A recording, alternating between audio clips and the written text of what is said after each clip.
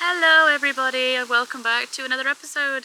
Heidi and I are just on our way driving down to the wonderful medieval fishing village of Rye. It's one of my favourite places in the county of Kent. It's just on the border with East Sussex.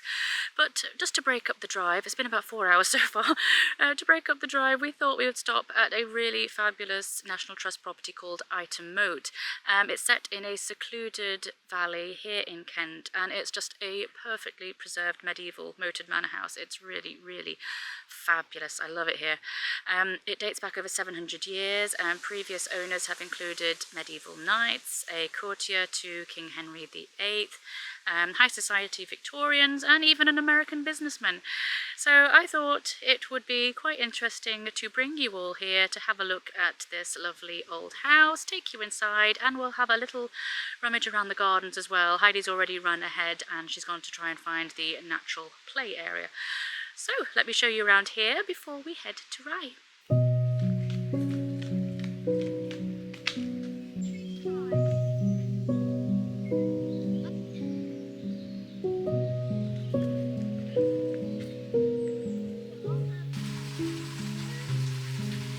Well done you.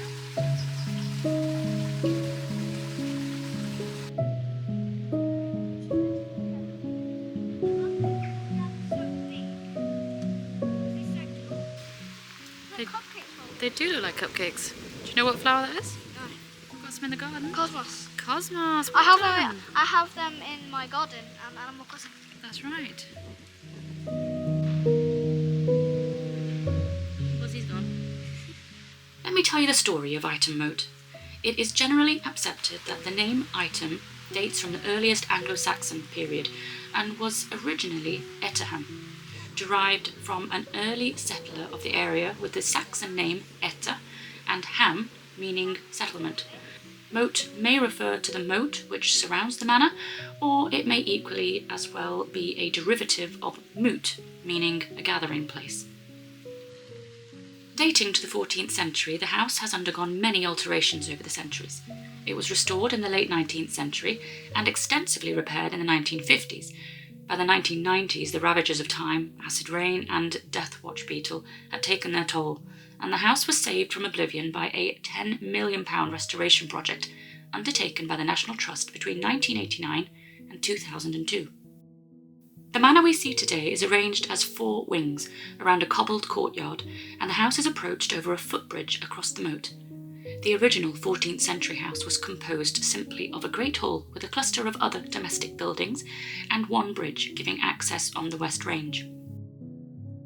It isn't known exactly when Ightham was built, or even who built it, but the first known owner of Ightham Mote is the shadowy figure of Isolde Inge, who lived around 1330 to 1360 and was a widow of William Inge. Isolde is thought to have built the oldest surviving part of the house, the Great Hall, the Old Chapel and the crypt. The next owner, in around 1360, was Sir Thomas Corn. Thomas was the son of a Staffordshire tailor, became a soldier, fought in France, and was eventually knighted and settled down in Ightham with his bride. It was possibly Corn who put a moat around the house for added protection.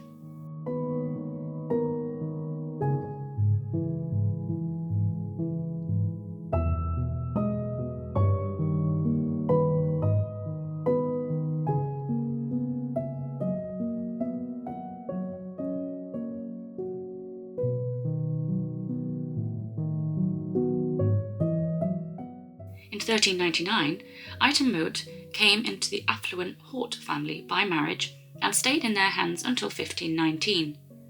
Sir Richard Hort, a cousin of Elizabeth Woodville, who became Queen Consort of England when she married Edward IV in 1464, inherited Ightham Mote in 1462.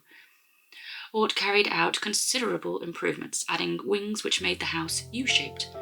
In 1521, Ightham was purchased for £400 by an ambitious courtier of Henry VIII, Sir Richard Clement, and because of him the place is rich in Tudor features and images.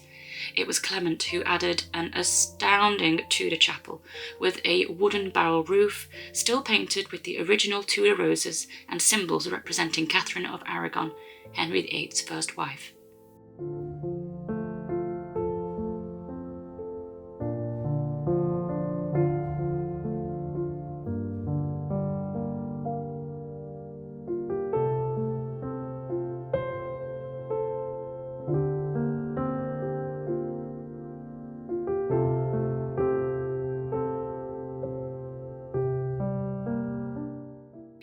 1591, Ightham was bought by Sir William Selby, whose family lived at Ightham for the next 300 years until 1889. Dorothy Selby was one of Elizabeth I's ladies-in-waiting and was renowned for her needlework. Her husband, Sir William, was a soldier. As gentleman porter of Berwick-upon-Tweed, he was one of the first officials to welcome James Stuart to England as its new king in 1603.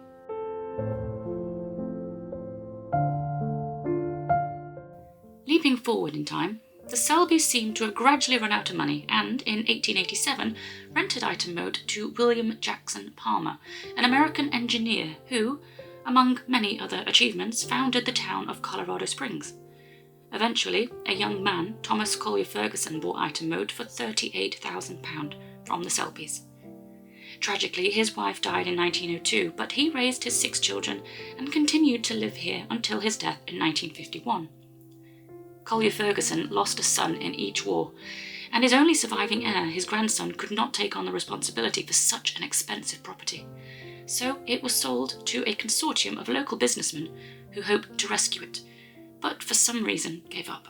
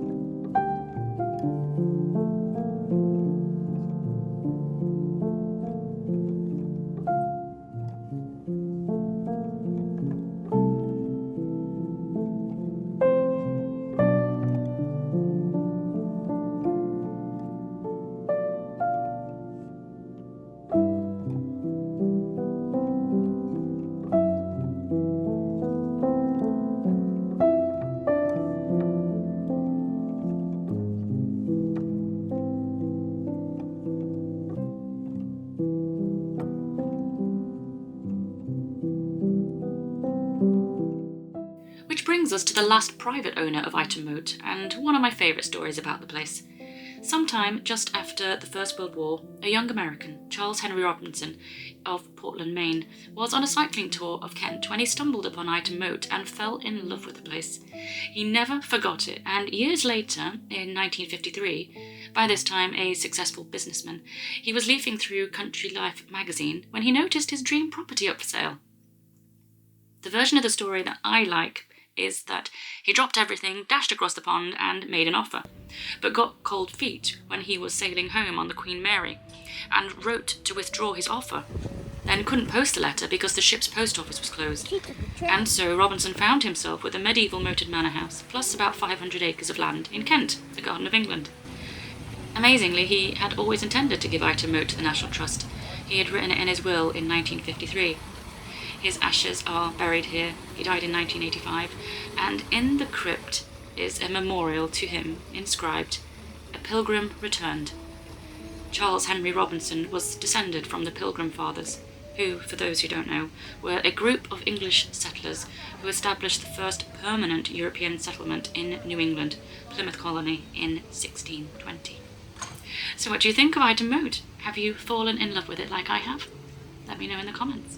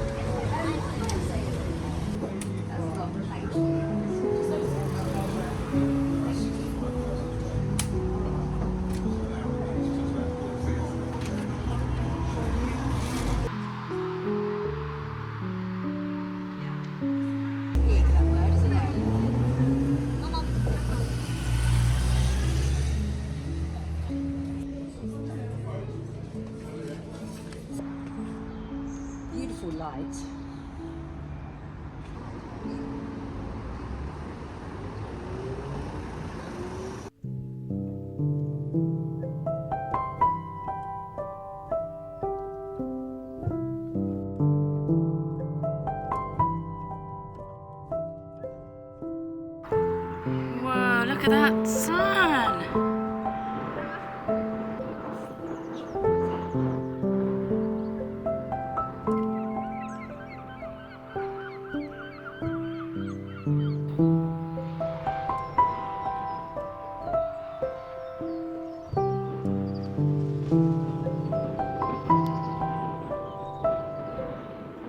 Good morning, everybody.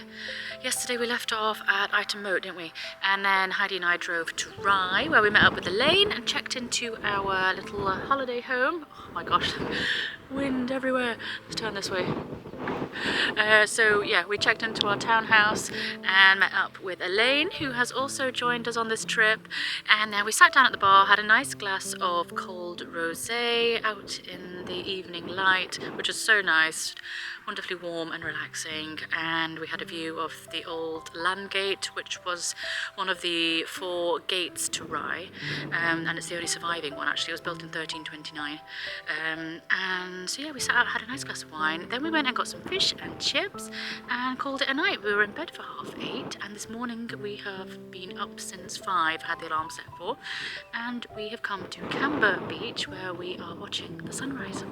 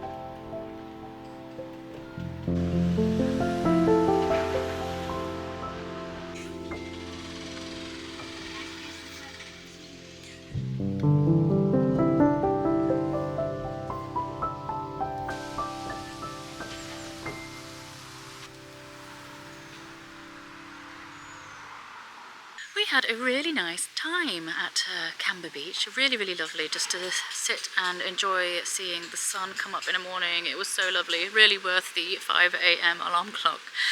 I've been trying to get up earlier the last couple of weeks, and it really does make a difference. It's been so nice. I feel like I've got more energy, weirdly enough, despite the fact that I've been waking up earlier. Anyway, we ventured back to our house. We stopped by the shop and picked up some bacon and eggs, some sourdough and avocado. So we cooked ourselves up some avocado toast and fried egg and a bit of bacon, and yeah, lovely full bellies, and now we're off for a wander. We are in the nearby town of Winchelsea, which is about a 7 or 8 minute drive just down the road from Rye, so not far. It's, well, technically this is New Winchelsea because the old one got swallowed up by the ocean as the coastline changed. That was in 1287. So yeah, New Winchelsea. It's only 800 years old, you know, very new. But we're here just to have a little potter about. We'll go inside the church and just wander around the streets and see what we can find. But on first appearance, it looks very charming, full of lovely old houses.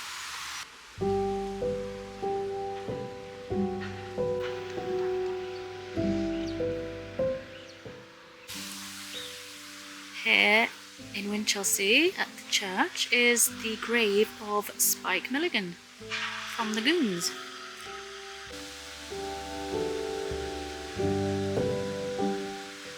I was reading that apparently medieval Winchelsea was known for its wine production back in the sort of 1400s, and underneath the town of Winchelsea there are still 50 or over 50 surviving medieval cellars, which I think is really fascinating. You can book and go on a tour and go see them. Unfortunately, I didn't know that this was a thing. We've only just seen it and we've checked and all the tours are sold out, so we can't do it on this trip, but I think I'd really like to come back and see if we can do that, because that would be really fascinating to go down and take a look at.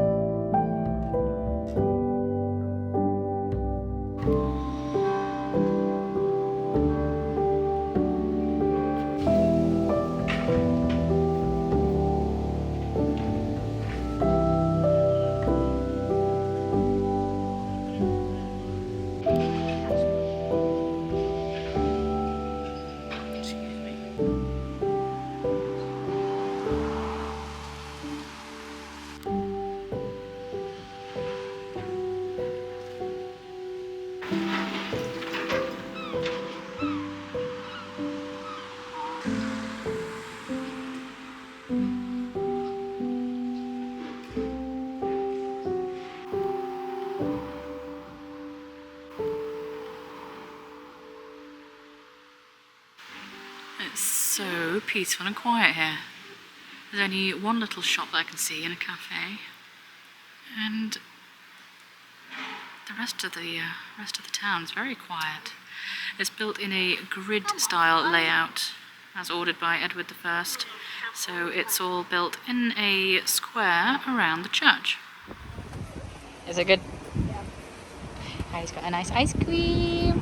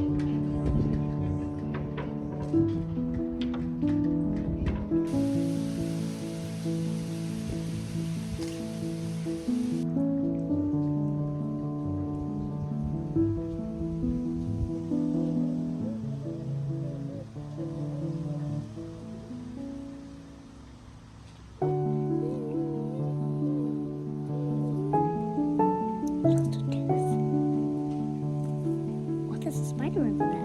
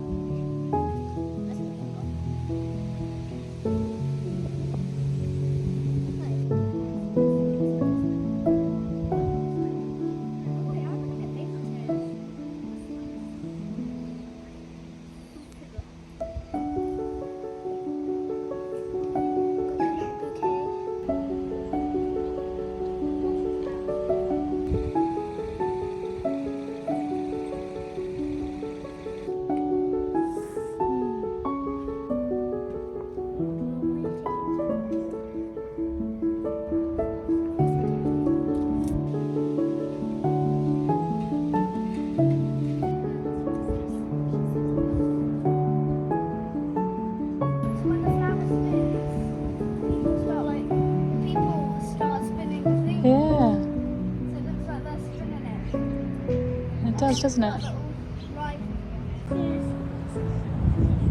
Oh, here we go. A little bit. No.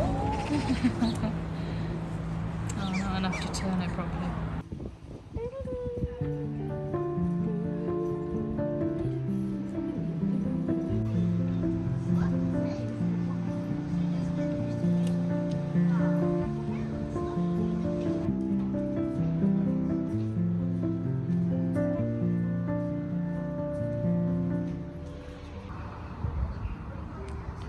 Somebody's sulky. I asked her to put her shoes back on.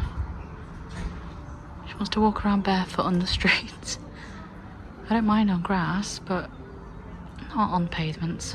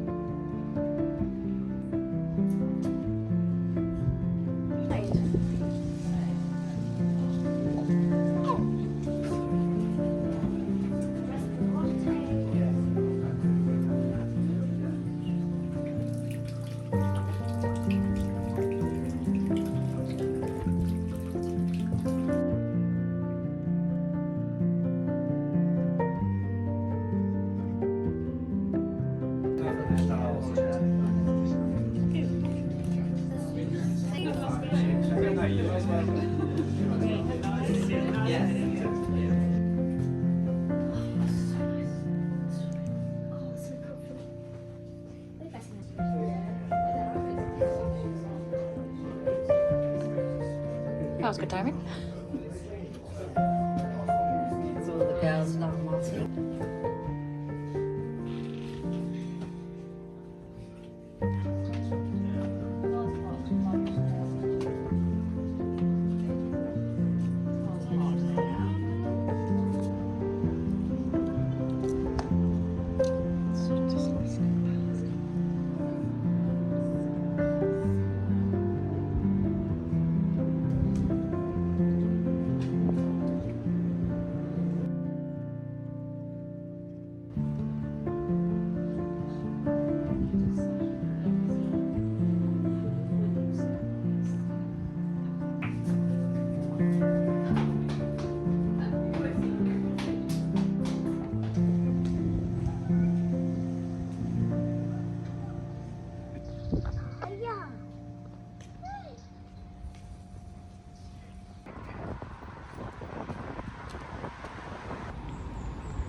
Right, nearly back at the house. Just through this archway. The old Landgate, built in 1329.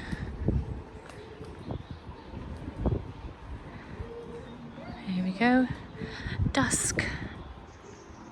How beautiful. So straight ahead, just here is our townhouse. What dreamy colours outside the window. It's been such a wonderful evening wandering around Rye.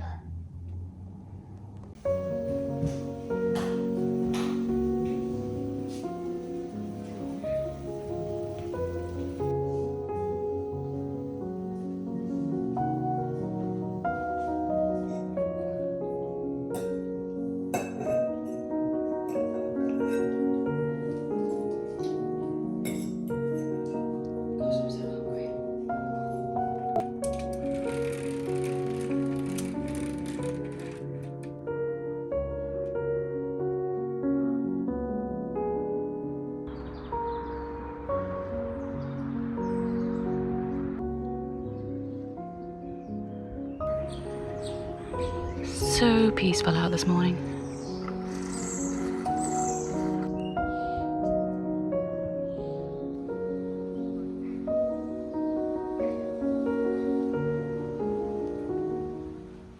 Good morning. I had a really good sleep. Had the alarm set for 6 so I could quickly hop in the shower because we're checking out today and we can't park the car by the house. There's no car park space, which is a little niggle. And my second niggle is there's no hairdryer. So I've got to walk around with soaking wet hair. But anyway, yeah, I've got to go and walk to the car park and collect the car, bring it round to the house, because they have spaces that you can park in for 2 hours if they're not taken, which at this time in the morning, thankfully, they are free. So I'm going to go and move it in front of the house. And yeah, then we're going to pack our bags and say goodbye to Rye. I really like it here. It's such a charming place. And I'm sure I'll be back again in the future and bring you guys along with me.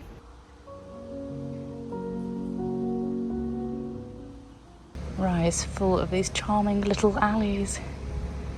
So sweet. And look at how small that door is. Like, I'm not tall, I'm 5'4", and I would have to stoop by a fair bit to get through that doorway. So tiny.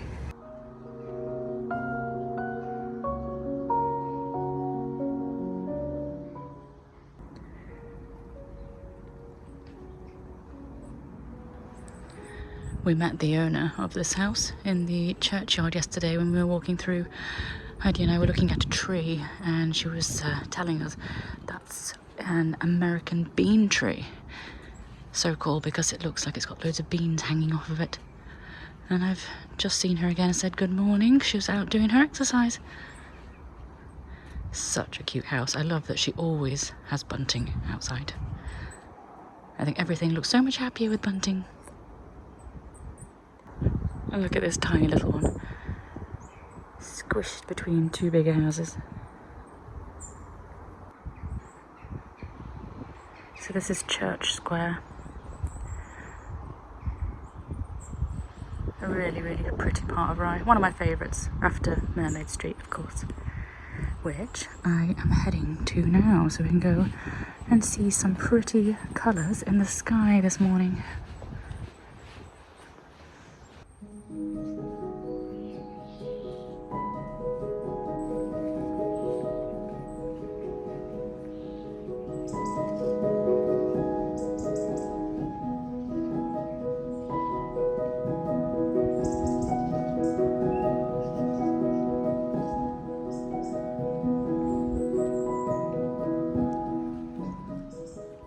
The bottom there, the Georgian townhouse, that has literary ties. There, it was home to Henry James and then also E.F. Benson. I believe it's now in the care of the National Trust, so you can go inside and have a look around, although I don't think we will be on this visit, seeing as we've got to leave quite early this morning.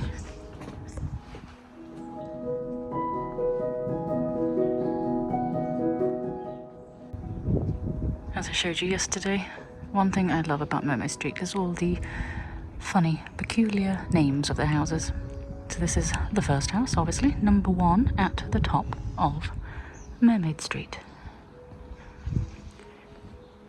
Then there was the house with 2 doors, the house with a seat, or is it the porch with a seat? Anyway, there's some peculiar names and they're very funny and entertaining.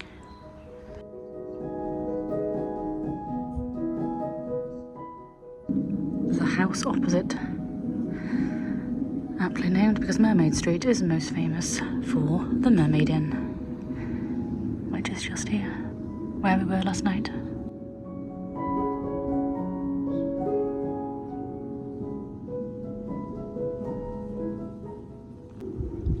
House with a secret garden, 1490.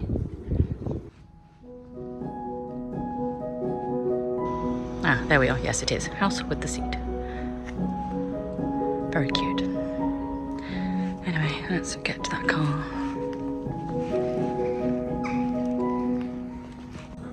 Hartshorn House was once the old hospital in the 15th century. Wow. Let me stand back so you can get a better view. Look at that, isn't she a beauty?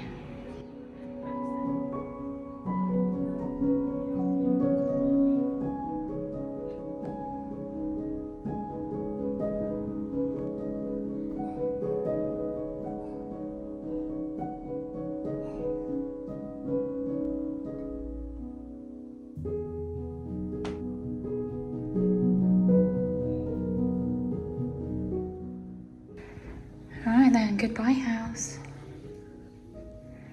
You have been an absolute pleasure. Anyone looking for some place to come and stay in Rye, I really recommend. It is so beautiful. Very well equipped.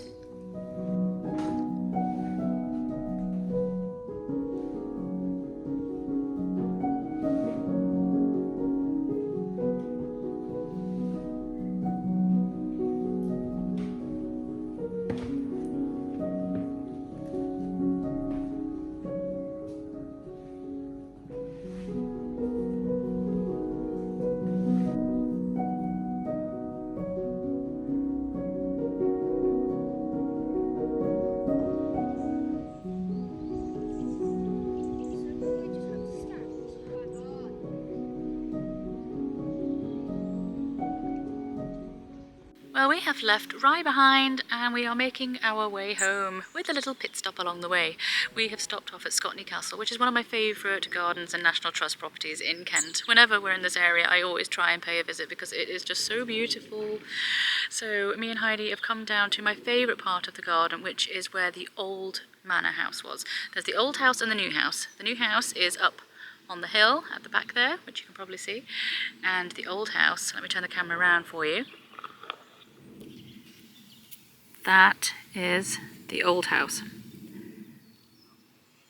So the family decided that they no longer wanted to live in that house and they wanted a new, more fancy and showy property to live in. So the old house got left to rack and ruins. I think they purposely destroyed parts of it as they wanted to make it a garden feature. So that's what it is now, a fancy ornamental garden feature. You can still go into part of the house. I will take you in, and yeah, Heidi and I are just going to sit down now and do a little bit of painting and drawing and just enjoy this lovely spot while it's nice and quiet, because usually it is really busy here. What I do is I work on one section at a time. Sound advice.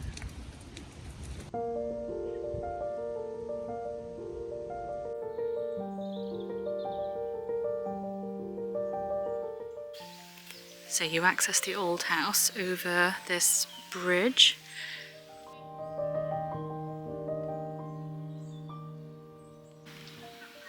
The most romantic ruin you ever did see, and the fanciest garden feature. As I say, it was originally the family house, the family manor. It was built in 1373, and the family lived there for over 350 years. I believe there was at one point more towers than just the one that we see here. There used to be 4. They've done aerial views, and they can see sort of remnants of where towers would have been, but this is the only remaining one standing.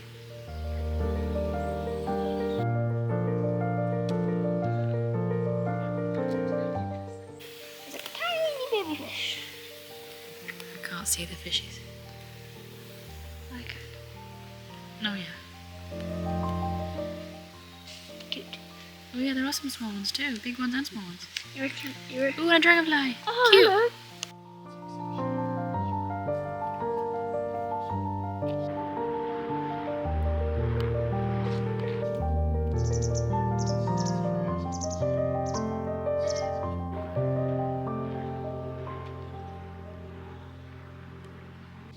Some countries